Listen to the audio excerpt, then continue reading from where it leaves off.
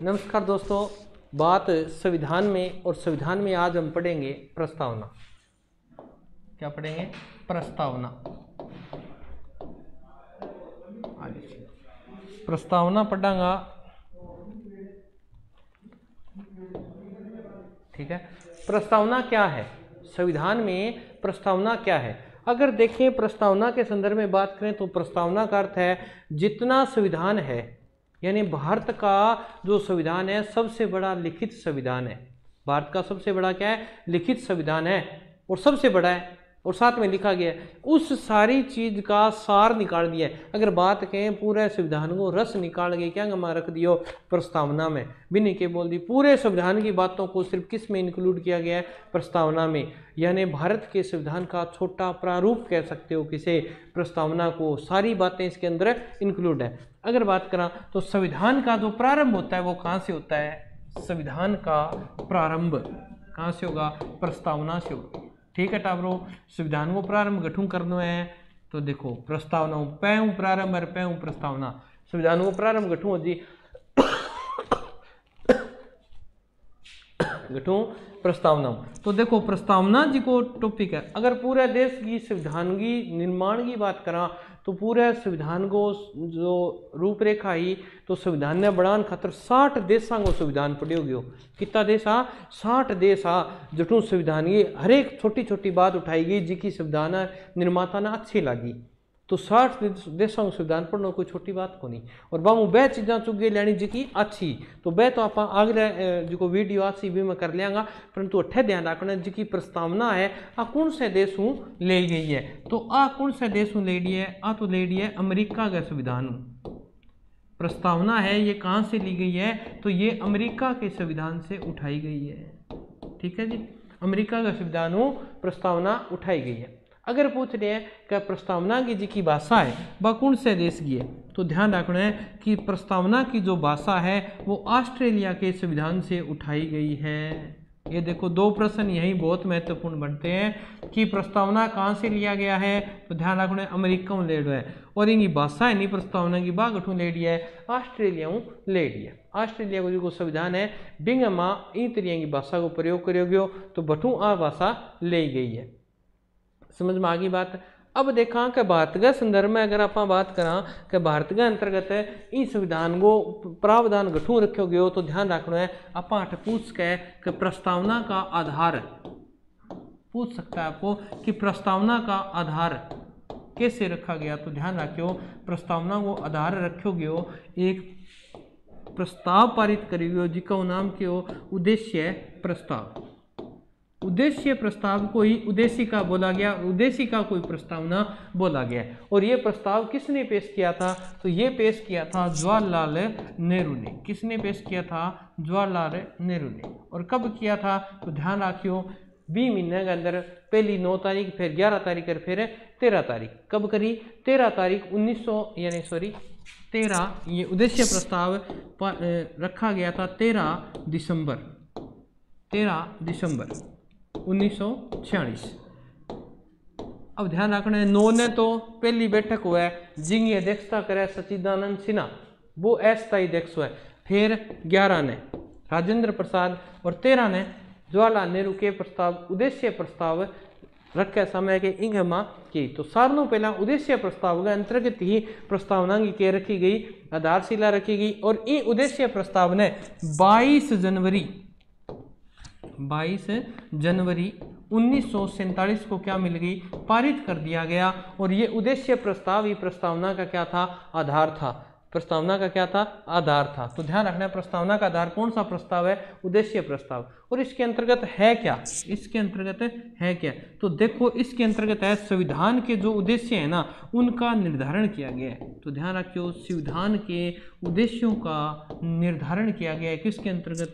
प्रस्तावना का संविधान के उद्देश्यों का निर्धारण किया गया है।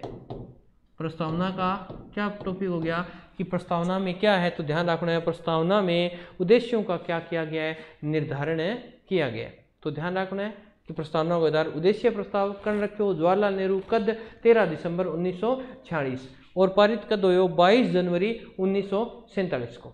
तो आ बात ध्यान रखनी है। ई खातर अगर बात करा आप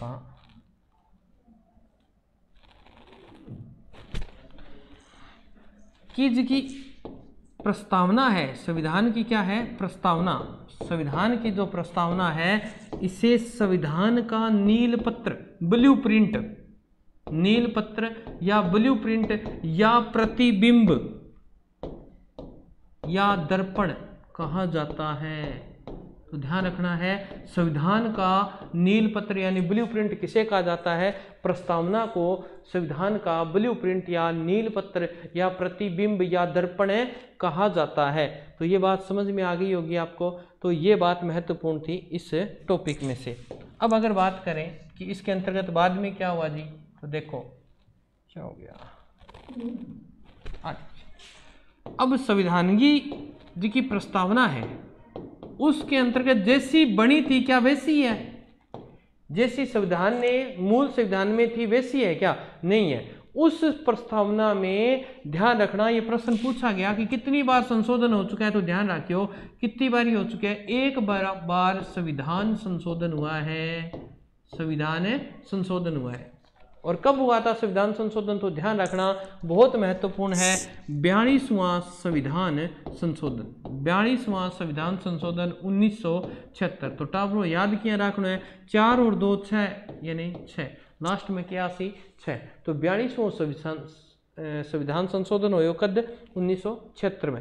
और इंग अंतर्गत क्या करोगे, तो ध्यान रखियो इंग अंतर्गत 3 शब्द जोड़ा गया। कौन कौन सा, तो देखो सारनू पहला याद रखना है समाजवादी, क्या जोड़ा गया, समाजवादी। फिर 2 नंबर पे है पंथ निरपेक्ष, पंथ निरपेक्ष। और 3 नंबर पे आपका अखंडता। ये 3 शब्द जोड़े गए थे। अब ध्यान सूत्र क्या है, देखो SPA, जो SP है ना वो ऐसे ही काम करता है। SP क्या करता है, संशोधन करता है, ऐसे याद कर लो ट्रिक से। SP क्या करता है, संशोधन करता है। तो ध्यान रखना 3 शब्द जोड़े गए, कौन से संविधान संशोधन में, 42वें में, कब हुआ 76 में, और कितनी बार प्रस्तावना में संविधान संशोधन हुआ है, सिर्फ एक बार हुआ है 1976 में। अब देखो टाबरो जी का ए दोनों है नहीं, ए दोनों पहला और ये, तो ध्यान रखना ये संविधान के प्रथम पेरे में जोड़े गए हैं। संविधान की जो प्रस्तावना है उसके प्रथम पेरे में क्या जोड़ा गया है, ये दोनों शब्द जोड़े गए हैं, समाजवादी और पंथ निरपेक्ष। ये शब्द डिटेल करवाऊंगा अभी, परंतु ये बात ध्यान रखना है कि प्रथम पेरे में है। और अखंडता जो शब्द है ये संविधान की जो प्रस्तावना है उसके 6ठे पेरे में ये शब्द जोड़ा गया है। तो ध्यान रख लोगे इतना कि प्रथम पेरे में ये है और उसके अंतर्गत ये है। अब अगर बात करें कि ये चीजें हैं, परंतु ध्यान रखना ये प्रश्न आता है कि भारत की प्रस्तावना को संविधान की आत्मा कहा गया है, तो ये किसने कहा है, कोई इसको नहीं मानता, कोई किसको आत्मा मानता है, जो ये प्रश्न सबसे महत्वपूर्ण है। तो अगर बात कर लेते हैं कि संविधान, यहां लिख लेते हैं, प्रस्तावना संविधान की आत्मा है, संविधान की आत्मा है, आत्मा है, संविधान की क्या है, आत्मा है। ये बात किसने कही है, तो ध्यान रखना ये बात कहने वाले मुख्य विद्वानों में अगर बात करें तो न्यायाधीश थे हिदायतुल्लाह खां। कौन थे, हिदायतुल्लाह खां। और किस केस में कही गई थी ये बात, वो बात कर लेते हैं। तो देखो जी 1967 में एक केस आया था जिसका नाम था गोलकनाथ बनाम पंजाब राज्य, पंजाब राज्य,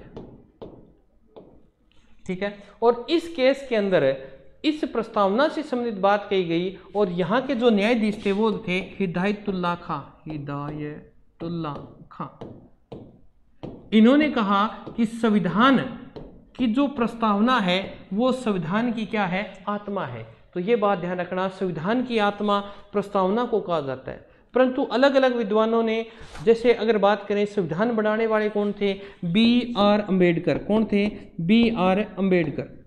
इन्होंने इसको किसको संविधान की आत्मा का है, तो बी आर अम्बेडकर ने संविधान के अनुच्छेद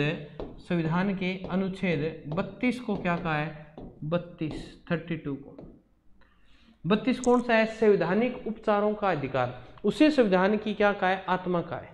ध्यान रह जाएगा, हिदायतुल्लाह ने तो प्रस्तावना को संविधान की आत्मा का, बी आर अम्बेडकर ने जिन्होंने संविधान का निर्माण किया उन्होंने अनुच्छेद 32 को संविधान की क्या कहा है, आत्मा का है। याद रह जाएगा। फिर अगर बात करें, एक बंदा आया जिसका नाम था ग्रीनविल ऑस्टिन।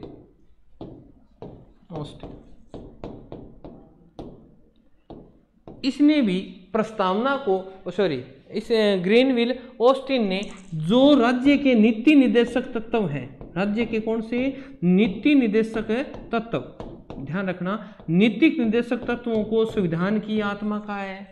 तो 3 परिभाषाएं आ गई कि संविधान की आत्मा किसने किसको कहा है। तो ध्यान रखना, पहला तो हिदायत दी गई थी किस में, प्रस्तावना में, तो हिदायतुल्लाह खान ने तो प्रस्तावना को क्या कहा है, संविधान की आत्मा का है। फिर अगर भीमराव अम्बेडकर की बात करें कि भीमराव अम्बेडकर किसे संविधान की आत्मा मानते हैं, तो ध्यान रखना अनुच्छेद 32 को, और अनुच्छेद 32 क्या है, संवैधानिक उपचारों का अधिकार। ठीक है। फिर अगर बात करें ग्रीनविल ऑस्टिन की, तो ये किसे मानते हैं, ये संविधान की आत्मा मानते हैं नीति निर्देशक तत्वों को। तो ये मुख्य बातें थी जिसके अंतर्गत संविधान को किसने, संविधान के प्रस्तावना को संविधान की आत्मा माना है। तो समझ में आ गई टाबरो, ना आई तो वीडियो दोबारा देख लियो, ठीक है, रिपीट करके देख लियो।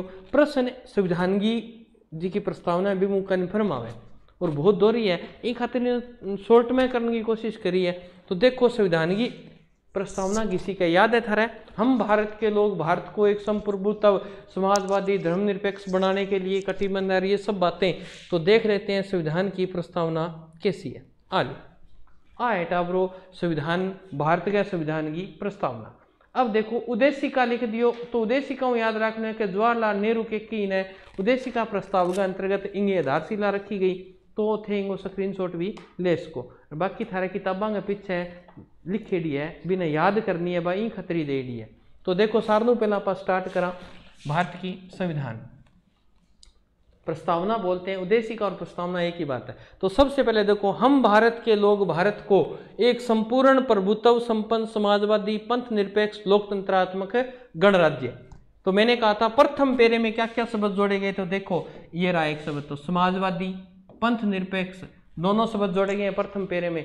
तो ये पहली लाइन से प्रश्न ये बनेगा कि भारत की प्रस्तावना में भारत शब्द का कितनी बार प्रयोग हुआ है। तो देखो कितनी बारी हुई है टाबरो, 2 बारी हुई है, एक बारी तो और भारत और एक बारी और भारत, हम भारत के लोग, दिमाग में आई बात। फिर देखो एक संपूर्ण प्रभुत्व संपन्न समाजवादी पंथ निरपेक्ष, तो ये कौन से संविधान संशोधन द्वारा जोड़े गए थे, ये आपको मैंने बताया था 42वें संविधान संशोधन द्वारा जोड़े गए थे, बनाने के लिए तथा उसके समस्त नागरिकों को, यानी भारत के जो नागरिक हैं जो भारत में निवास कर रहे हैं उन्हें नागरिक बोला गया है। ध्यान रखना, नागरिक और व्यक्ति शब्द में बहुत दिक्कत आएगी। नागरिक किन्हें बोला जाता है, जो भारत में निवास करते हैं उन्हें नागरिक बोला जाता है, और जो बाहर से आते हैं उन्हें व्यक्ति बोला जाता है।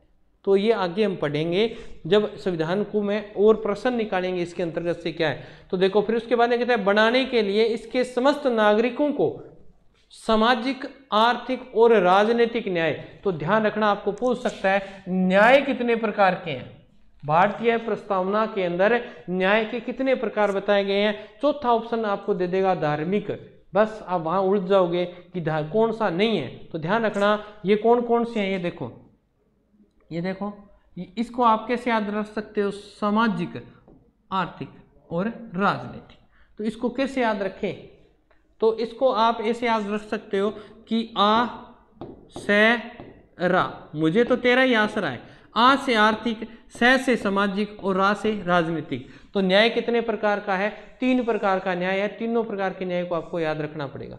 फिर देखो फिर कहता है विचार, अभिव्यक्ति, विश्वास, धर्म और उपासना की क्या दी गई है, स्वतंत्रता। तो आपको पूछ सकता है कि स्वतंत्रता प्रस्तावना के अंदर कितने प्रकार की स्वतंत्रता दी गई है। तो गिन लो 1 2 3 4 और 5। तो स्वतंत्रता के कितने प्रकार दिए गए हैं, 5 प्रकार दिए गए हैं। तो याद रहे जैसी 5 प्रकार की स्वतंत्रता अपन दी गई है। फिर देखो प्रतिष्ठा और अवसर की समता, समता, यानी कितने प्रकार की समताएं यानी समानताएं दी गई हैं, तो दो प्रकार की हैं। एक तो प्रतिष्ठा, किसी की मान मर्यादा, एक नौकरी के अंदर समानता दी गई है। कोई भी व्यक्ति किसी भी प्रकार का कार्य कर सकता है, भारत में आज़ाद है वो। कोई व्यापार करने के लिए उसे अनुमति, पहले छोटे व्यापार के लिए कोई अनुमति की आवश्यकता नहीं है। तो ये बात बताई गई है। देखो कितने प्रकार की समताओं का जिक्र है, दो। प्राप्त कराने के लिए तथा उन सब में व्यक्तियों की गरिमा और राष्ट्र की एकता और अखंडता, ये देखो अखंडता शब्द आ गया, अर्थात ये कौन से पेरे में है देख लो, ये छठे पेरे के अंतर्गत है, जोड़ा गया। सुनिश्चित करने वाली बंधुता, अब आपको प्रश्न पूछ सकता है कि बंधुता कितने प्रकार की बताई गई है, तो ध्यान रखियो बंधुता दो प्रकार की, कौन सी, राष्ट्र की एकता और अखंडता और व्यक्ति की गरिमा को बढ़ाने के लिए हम दृढ़ संकल्प होकर अपनी इस संविधान सभा में आज तारीख 26 नवंबर 1949 को, यानी संविधान बनकर तैयार कब हो गया था, तो ये प्रश्न पूछते हैं कब तैयार हुआ, 26 जनवरी 1949 को संविधान बनकर क्या हो गया था, तैयार हो गया था। तो मिति मार्गशीर्ष शुक्ल सप्तमी संवत 2006।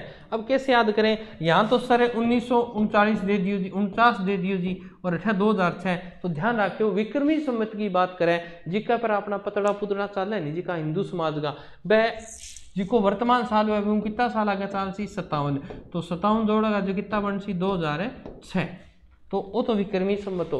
परंतु प्रश्न 8 पूछा था ने, ठीक है, तो यहाँ ध्यान रखना है कि मार्ग शीर्ष हमें मार्ग दिखाया गया किस में, प्रस्तावना में। सिर ऊंचा रखने का क्या दिखाया गया है, मार्ग, और कौन से पक्ष में दिखाया गया है, शुक्ल। चारण हो गया, आपने संविधान बनाया नहीं, पहला आप अंधेरे में जीवता, यानी लोग अंग्रेज के दिन तब यही करता, जी संविधान बढ़ियो आपने क्यों गयो चारणो, चारणो मतलब शुक्ल पक्ष हो, सिर ऊंचो हो गयो, मार्ग दिखायो भीमराव अम्बेडकर जी, और की सप्तमी भी सात्यों पर साथ चढ़ाई है, ठीक है नहीं, क्या मैं प्रस्तावना में। तो फिर देखो एतद द्वारा इस संविधान को अंगीकृत, अधिनियमित और आत्मा अर्पित करते हैं। इसका क्रम पूछ लेता है इन तीनों का, अंगीकृत, अधिनियमित और आत्मा अर्पित करते हैं, इन तीनों का क्रम पूछ लेता है। तो अपन इन क्रम को याद कर लेते हैं कि ये क्रम कैसे याद होंगे। तो देखो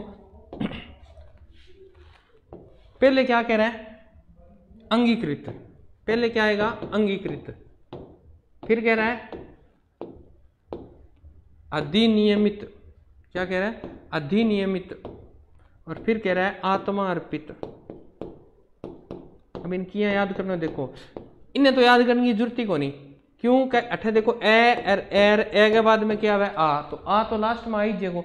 अब देखो ए दोनों में दिक्कत होगी, पहला इनमें देखो गए आने लग रहे, इनमें दे, तो गए पहला आवे और दे बाद में आवे, तो ये याद रखना है। तो अंग पहला और अधि बाद में और आत्मा अर्पित है 3 में, तो कर्म भी पूछो जा सके।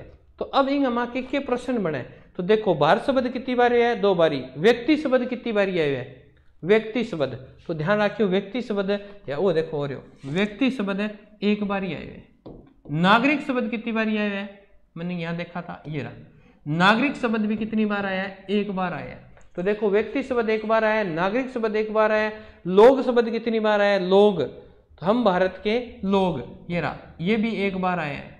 ये प्रश्न पूछ सकता है कितनी बार आए। तो समता शब्द कितनी बार आए, समताएं कितनी है बताया था आपको मैंने, 2 प्रकार की समताएं, प्रतिष्ठा और अब सब चीजें मैंने आपको बता दी। न्याय कितने प्रकार के, न्याय 3 प्रकार के हैं, स्वतंत्रता 5 प्रकार की है बताया था, विचार करने की है, अभिव्यक्ति बोल सकते हो, अपने विचार रख सकते हैं, फिर हम बोल सकते हैं, विश्वास कर सकते हैं, कोई भी धर्म को स्वीकार कर सकते हैं, किसी भी धर्म की कोई भी उपासना हमें कर सकते हैं। ये 5 प्रकार की स्वतंत्रताएं हमें कौन प्रदान करता है, प्रस्तावना यानी हमारा संविधान प्रदान करता है। तो आई तावरो मेन बात।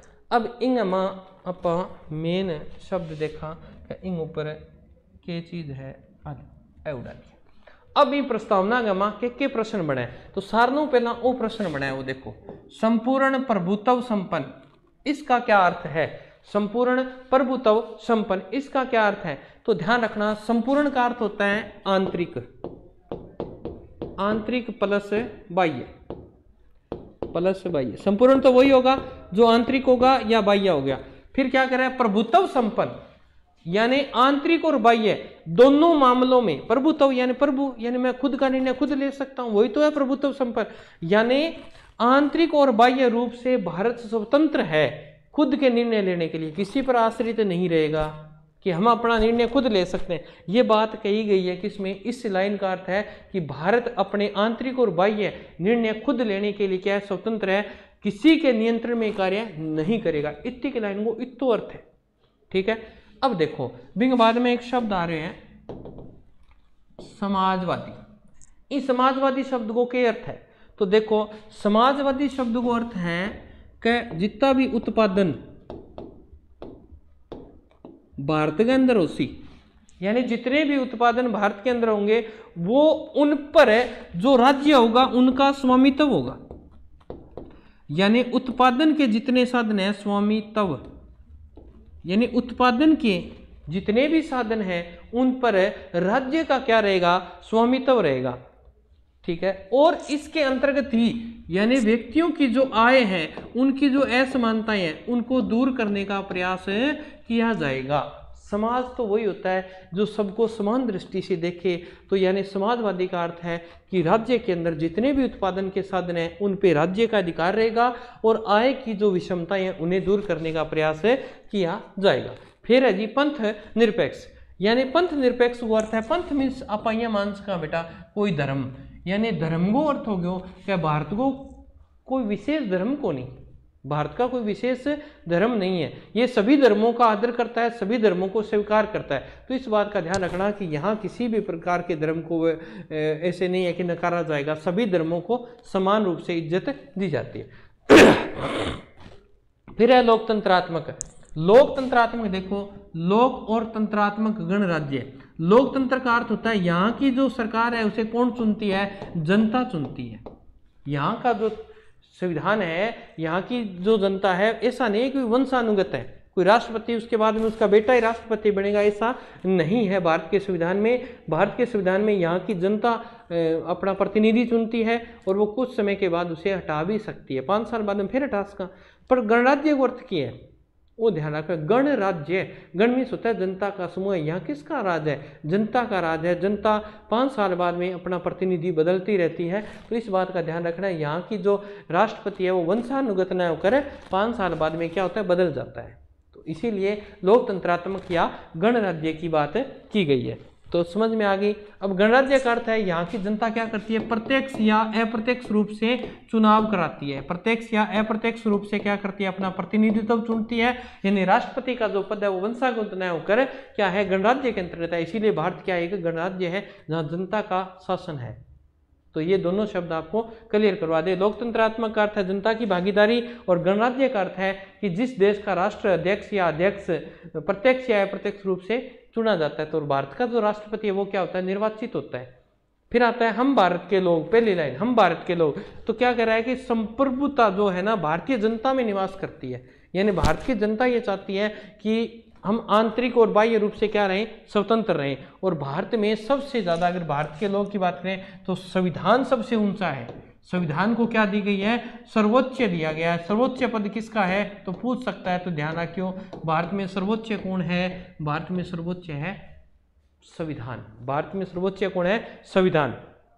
तो अब आती, क्योंकि यहाँ की जनता में क्या है, प्रभुत्व होता है, समाजवादिता है।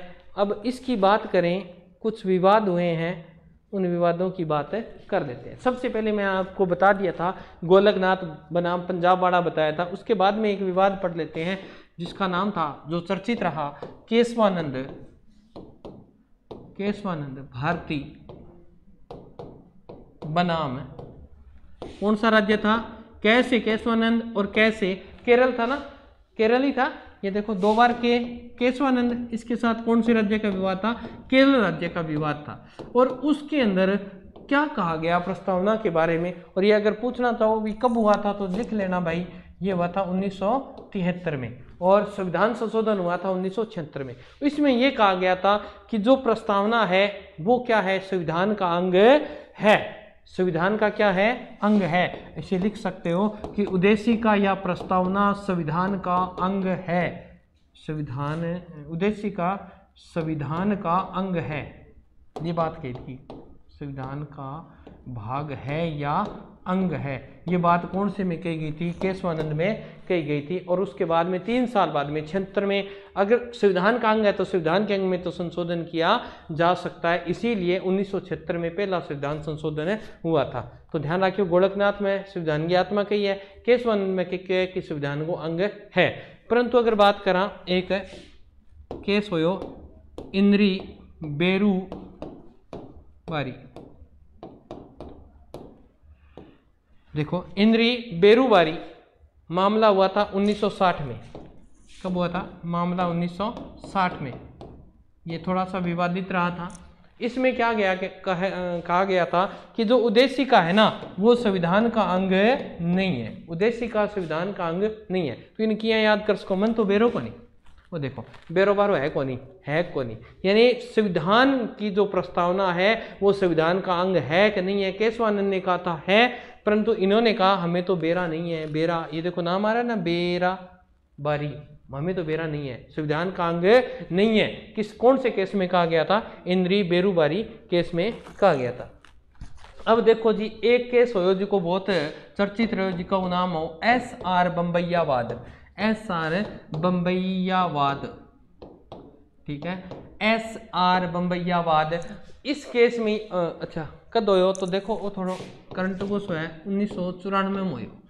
ये विवाद कब हुआ था? 1994 में। और इससे ये कहा गया था कि संविधान की जो प्रस्तावना है, प्रस्तावना संविधान का अभिन्न अंग है। संविधान का क्या है? अभिन्न अंग है।